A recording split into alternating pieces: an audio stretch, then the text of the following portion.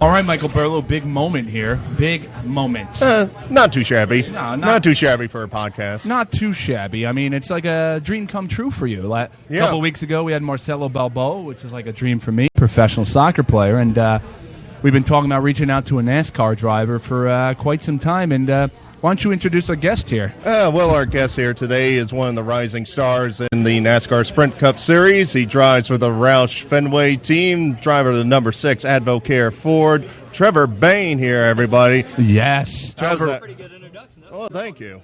I somewhat do this, kind of, whatever. Yeah. Trevor, welcome to Verbal Shenanigans. We are a little podcast that started in my, me alone talking to my computer, and then eventually started getting a little bigger, and now we have a NASCAR driver on the podcast. That's pretty cool stuff, guys. You've come a long way. I mean, earlier today here we were, on our little tour at Kalahari, and you and I were shooting at some zombies in a simulator, and now we're official. You got like the real deal here set up. Yeah, which is pretty cool because we basically got to follow you all day. We came here not knowing anything what we were doing. We got like a list. We're like, all right, we're going to this resort in Pennsylvania, and we're going to follow Trevor Bayne around. Sounds like you knew as much as I did. I was like, well, I get here, and they're like, hey, this is where we're going. So I didn't know where I was going when I got on the plane. They just shove you on the plane and say, go over there. This is what we're doing. But. So now together, we've bonded. We bonded. We have, let's see. We start off, you made a dessert. You made a dessert. You did a nice job with that. Thank you. I'm not a professional ice cream scooper, but we got a banana split going. Yeah, I thought they were going to throw you to the wolves and make you create it without telling you what to do. Here's some cream and sugar. Get to it. Whip up some ice cream. Then let's see. What else did we do? We saw you decorate a cake designed after one of your cars. We're going to have to do some more manly stuff here. Go ahead and jump to the chase on what I dominated at now. All right. But we also shot zombies. We did shoot zombies. You did come in first, but I'm calling shenanigans on that one. I came in second. Burlow came in 7th. Hey, it was a top 10. That's all that matters. Trevor knows about this stuff. Yeah, that was good. But there were only 10 of us, or 8 of us in the room, I think, right?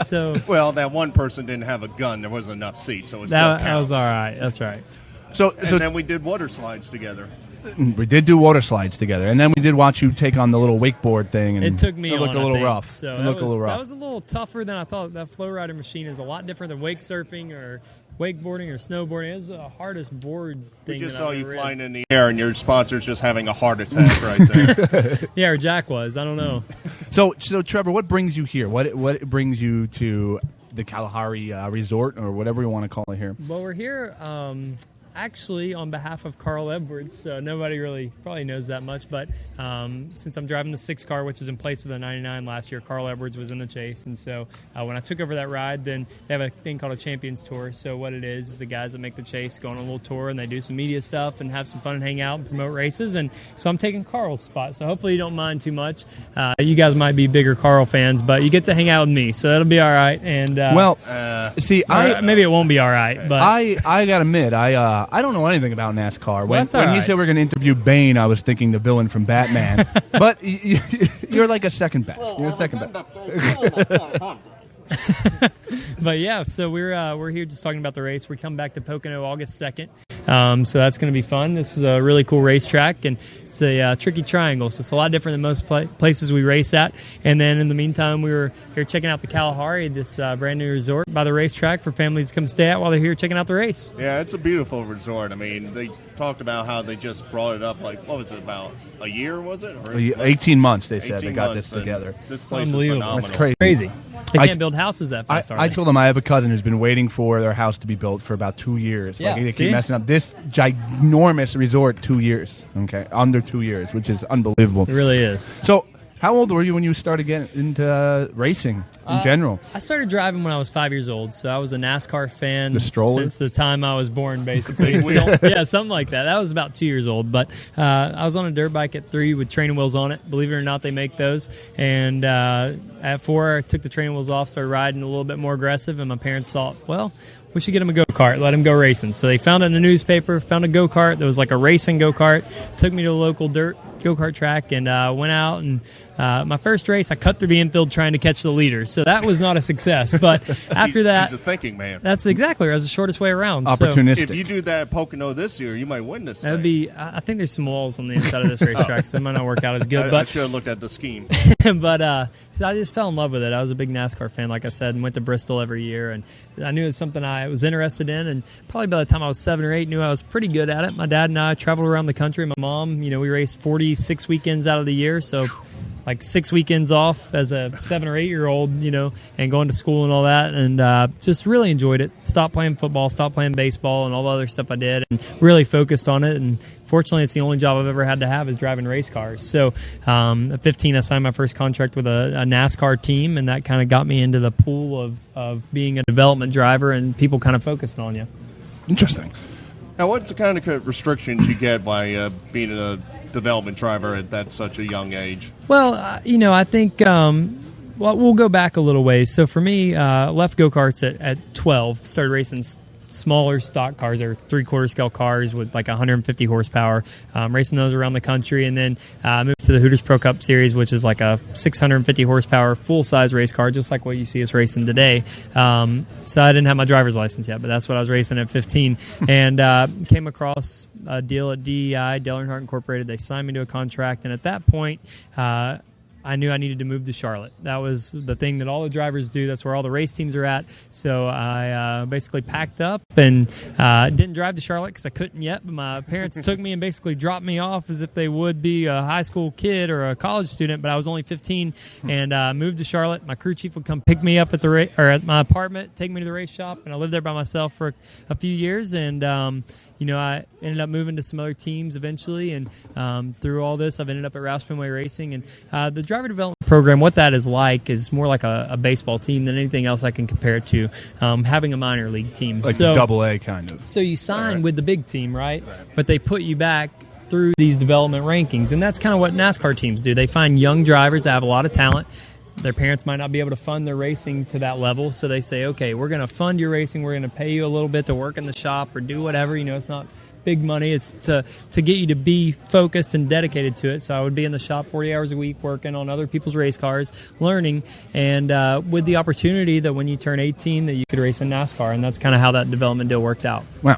Now, you went through a few teams growing up. I mean, you talk about DEI, Mears, Michael Waltrip Racing, then you made it to Roush.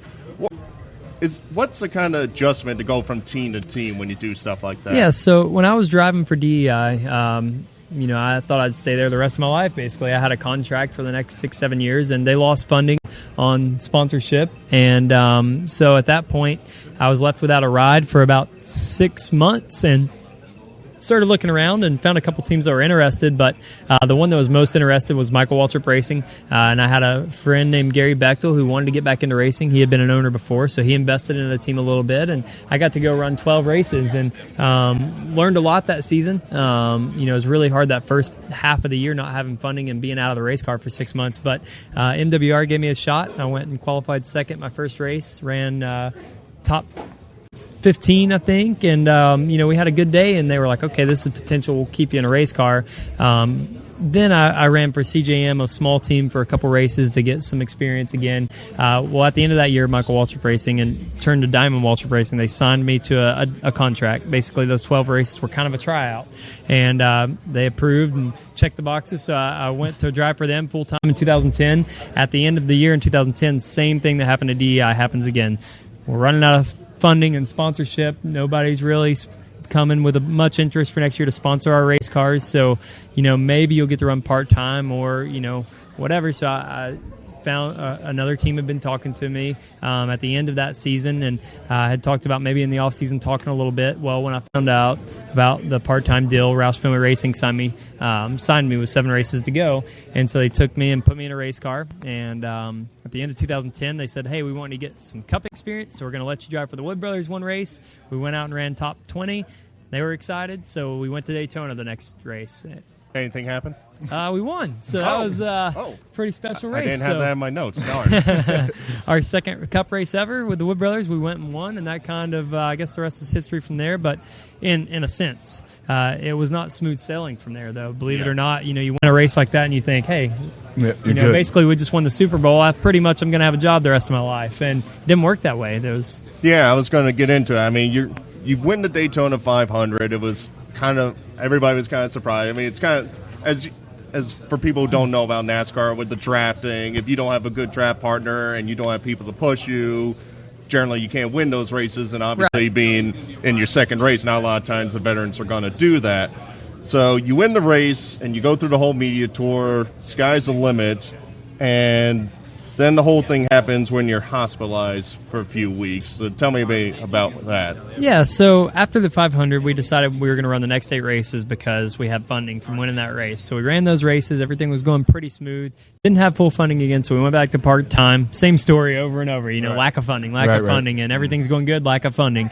And then halfway through that year, I woke up one morning. I was getting ready to head to Richmond, and I woke up, and basically there were 2 of everything. And I was like, what's going on here? Am I cross-eyed? Let's go back to sleep. So I woke up, did my call-in radio show. It's actually a Tuesday morning because I was on the morning drive every Tuesday. Called in, did my 15-minute interview, hung up, went back to sleep for an hour, woke up, same thing, and I was freaked out. So I went in. One of my buddies was living with me at the time, and went in. And I was like, am I cross-eyed? What's going on here? He's like, no, you look fine. So basically I had double vision for about 4 to 5 weeks and couldn't figure out what was going on. I'm guessing that's not good for driving. That is terrible for driving. So it's terrible for anything. I couldn't see, man, it was just make you dizzy, And, you don't think about how intricate your bodies are, how your eyes work, until something like that happens. And you just don't, you're not appreciative for it until something goes wrong. But basically, I went to the hospital and I had a tick bite on my arm. They thought it was Lyme disease, maybe MS. They didn't know, and I still don't know if we know for sure. But basically went through all that, got better, and I've been fine ever since. So it's craziest, weirdest thing. I don't know if God's trying to get my attention, like, hey, what are you doing? Don't do this on your own again. So, or what was going on. But basically spent that 5 weeks in the hospital, recovered, and now I'm back at it and hadn't had any issues since. Now, this is your first full-time year in Cup. It's kind of amazing, as we pointed out before. You win the Daytona 500, you figure, all right, I'm going to have billions of dollars in sponsorship. I'm going to be with this team forever. And it actually got to the point where you had to go back to just being part-time in the Xfinity Series. Tell me what that kind of went through, what your mind was going through doing that. Yeah, it's really tough, because like we said, when you win a race like that, you're like, all right, well, you're a lifer now. So we just say you're a lifer, you're good to go for life, you'll have a ride and all this. And basically, no funding was generated from that. So 2012, Jack Roush said, hey, I still want you to be my driver. I still believe in you. We just got to find a sponsor that says the same thing. And so 2012, I had to commit to going back to part-time. Then I ran part-time for the Wood Brothers as well. Looking back at it now, I wish I would have enjoyed those off weekends because it is a grind. I'm telling you, from Valentine's Day to Thanksgiving, we were on the go every weekend, no breaks. So I wish I'd have enjoyed that, but I couldn't because I was too stressed out about not being at the racetrack. So now, how old are you now? 24. 24. So Yes, sir. In your wildest dreams, would you ever imagine at 24 years old, you got a Daytona on your belt, you're a professional race car driver, you got a family on the way, right? Correct? Yeah, exactly. You got a family on the way? It's a lot going on. Life sounds pretty good for It's great, man. Mr. Bayne here. I can't complain about any of it. I've definitely been through a lot of really high ups and a lot of really low downs through my career, but it's been it's molded me into who I am, and I feel like it's been great, and I'm really thankful for everything that's happened. Now, have you figured out a name for the girl coming? Yeah, we've already got her named. So if it was a boy, he was in trouble. He'd have been No Name Bayne for a long time. But, we've got Elizabeth Kate Bayne, but we'll call her Ellie. So it's a kind of, my wife and I both have an Elizabeth in our family, and it worked out. Now, you see, we on our last podcast, we were looking over different news stories, and we heard about this restaurant that's having these new, quinoa bowls? Oh, quinoa. Quinoa bowls. Quinoa, he said. Quinoa. Yeah. This is why I bring him in. I know the NASCAR. I don't know how to speak. It's totally different. Quinoa. You got to watch soccer to know it. Well, I can't say Yeah, he quinoa. had to bring me to soccer. I'm bringing him to There you NASCAR right now. So, but they have this deal where if you name your kid quinoa, they'll give you a gift certificate for $10,000. So, quinoa. Quinoa? Quinoa. You got to buy quinoa every time, $10,000 worth of it? It's a restaurant. No, Okay. it's a restaurant that's going to give you a $10,000. They better gift have certificate. really good food. I don't Quinoa know. Bayne. I don't know. I got a ring to it. Quinoa Motorcraft Bayne. See, we could just get everybody happy. But I think I'll slide on that one. When you drive a regular car, I went go-karting, like the fast go-karts a couple months ago. And after How fast?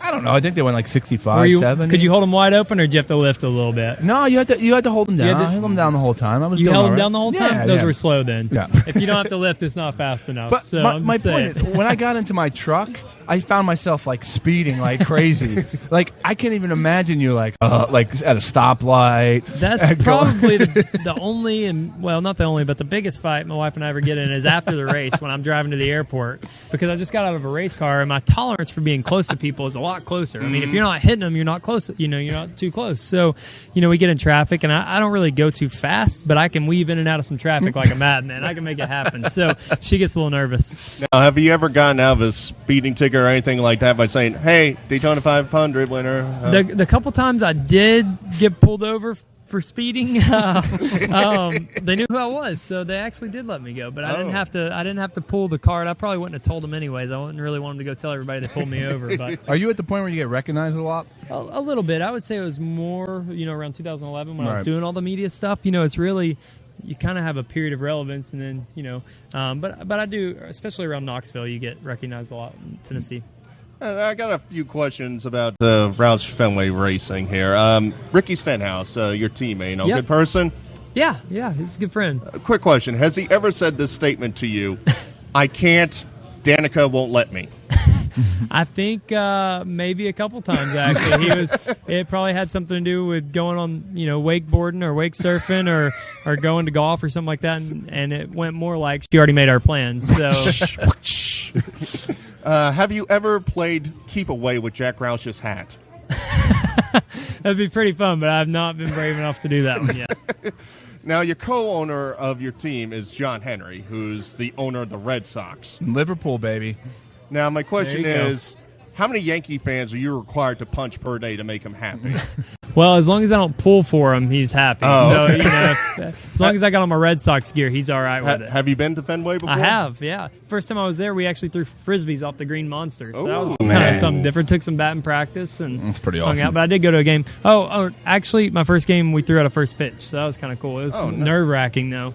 I threw out a first pitch at a minor league baseball game. Hey, that's good, man. That's It cool. was on the It's bucket list. nerve-wracking, though, It was right? on the bucket. It is. Did you bounce it? really I threw it. It probably went about 13 miles an hour, but it was a strike. It was there. It was All a right. strike. That was a brave. Because I was nerve-wracking, and there's about 11 See, I must be people. insecure because I wanted to just sing that thing in there. I didn't want them talking about NASCAR drivers that couldn't be athletes or couldn't throw. Fit So like I just 50 threw, cents pitch the other day when it hit the ground. The only guy I Yeah. ever heard that said that is Donovan McNabb, and he's got other troubles right now. Yeah. So we're good. So, I know you have to go, and man, we really appreciate your time. I want to try to do this. Now, Scott doesn't know anything about NASCAR, so I'm trying to have a little contest here to see if you know more about comedy or if Scott knows more about NASCAR. He's gonna win. Well, don't know anything let's about try it out. NASCAR. We got multiple choice. So, who is the son of the founder of the Comedy Store in Los Angeles? A. Rainn Wilson, B. Tracy Morgan, C. Zach Galifianakis, whatever. He can't say it. Yeah, and Quino.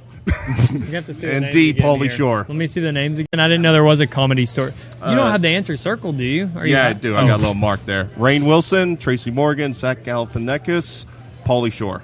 Did you know there was a comedy store? I know the comedy store. It's a comedy club just called the It's comedy like store. the biggest. Let's comedy- go with the Zach name that you can't say. I'm sorry, Pauly Shore. Okay. Which of these is not a Weird Al Yankovic album? Peeing in the Pool, Bad Hair Day, Running with Scissors, or Weird Al Yankovic in 3D? Let's go with the first one. Peeing in the Pool? You are correct, sir. Boom. One more, brother. I only right. know Amish Paradise. That's the only Last one. song I know. All so right. What is probably this? relevant around here, right?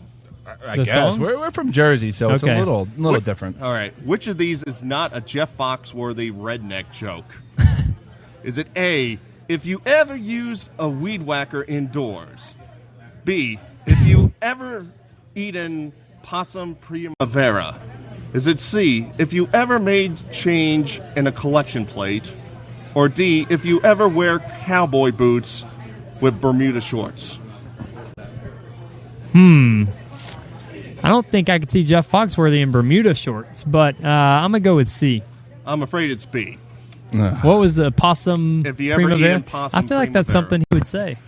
Well, Maybe that's Trevor, more Larry the Cable Guy. I don't know. Trevor, it's been an absolute pleasure, even just to hang out with you, not even just interview, but just to, hang out today and Thank you. do some very cool things. And, maybe this is my step into the There you NASCAR go. world. Yeah. And, We're introducing you. That's good. well, I got a new favorite racer because Hey, that's I never good. had one. So you're number 1 on my list. Or Perfect. number 6, right? Yeah, well, I will be number 1 on your list. Number 1 in 6 my heart, your 6 in my Yeah. car. or whatever it is. But Yeah, anyway, something like that. you made a very good interview, and I'd really like to thank you. Yep. And good luck in the future, and good luck with the family. Perfect. Thank you, guys. Thank you, man. Thank you.